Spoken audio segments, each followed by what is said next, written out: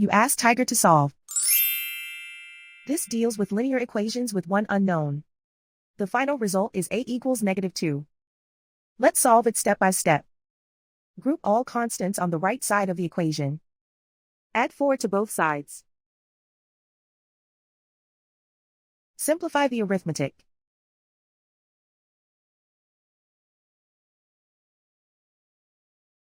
Isolate the a. Divide both sides by 3.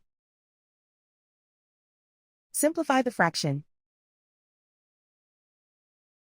Find the greatest common factor of the numerator and denominator. Factor out and cancel the greatest common factor. And so the final result is a equals -2.